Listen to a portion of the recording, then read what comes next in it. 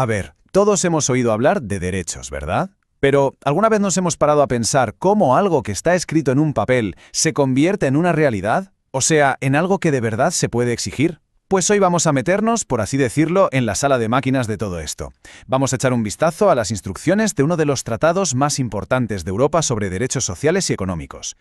La pregunta del millón es justo esa. ¿Cuál es el truco? ¿El mecanismo que coge una idea tan importante como, no sé, el derecho a un trabajo digno y la convierte en una obligación legal para un país? Pues bueno, gran parte de la respuesta está en un documento clave, la Carta Social Europea. Y ojo, que la Carta no es, no sé, una simple declaración de buenas intenciones. No es un brindis al sol. Para nada. Es un marco legal en toda regla, un tratado internacional que básicamente pone las reglas del juego. Esto significa que obliga a los países del Consejo de Europa a proteger y a promover estos derechos de una manera que se pueda tocar, que sea tangible y sobre todo, y esta es la palabra clave, que sea exigible. Vale, para entender bien cómo funciona todo este entramado, vamos a hacer un recorrido completo, como si siguiéramos su ciclo de vida, ¿vale? Primero vamos a ver qué es exactamente. Luego, cómo un país llega a comprometerse con ella. Después, claro, qué obligaciones tiene una vez que está dentro. También, quién vigila que todo se cumpla. Y por último, cómo se las arregla para ir cambiando con los tiempos. ¿Suena bien? Pues vamos a ello. Venga, empecemos por el principio, por lo más básico. ¿Qué es exactamente la Carta Social? Pues en esencia podemos verla como un gran pacto, un acuerdo entre países para poner, digamos, un suelo mínimo común de protección social para toda la gente.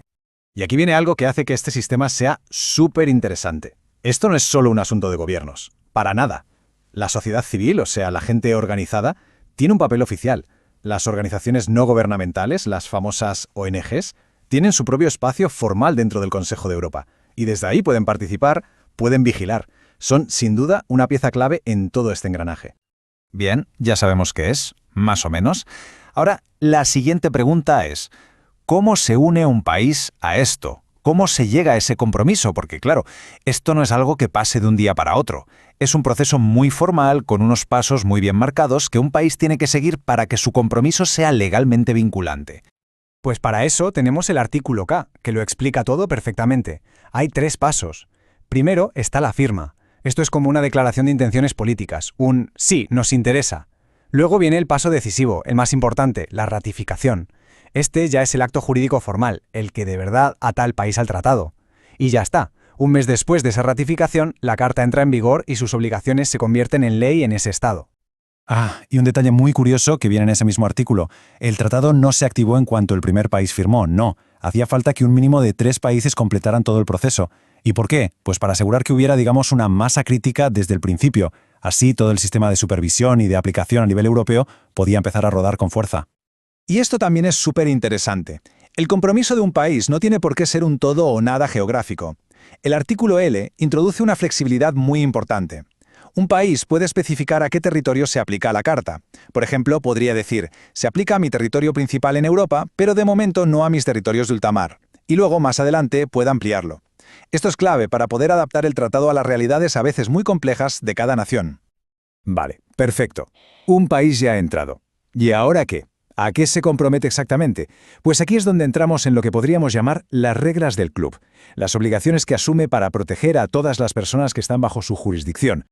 El pilar sobre el que se sostiene todo es el artículo E, el principio de no discriminación. Es muy sencillo, los derechos de la Carta son para todo el mundo. Punto. Pero ojo, porque aquí viene un matiz que es crucial. No cualquier diferencia de trato se considera discriminación. Si esa diferencia tiene una justificación objetiva y razonable, podría ser legal. Esto es súper importante para evitar rigideces y permitir, por ejemplo, políticas de acción positiva para ayudar a colectivos desfavorecidos. Este es un ejemplo perfecto de cómo la Carta pasa de las musas al teatro, de la teoría a la práctica. El artículo A no se queda en el aire hablando de derechos en abstracto. No, exige algo súper concreto, que cada país tenga un sistema de inspección de trabajo. Obliga a los estados a montar un mecanismo real para ir al terreno y verificar que los derechos laborales se están cumpliendo de verdad. Claro, todo esto de las reglas está muy bien, pero ¿quién vigila que se cumplan? Porque unas reglas sin un árbitro, pues ya sabemos para lo que sirven. Así que vamos a ver ahora los mecanismos de supervisión, los ojos que vigilan que todo funcione. Y aquí entra en juego una herramienta potentísima, el sistema de reclamaciones colectivas, que se regula en el artículo D.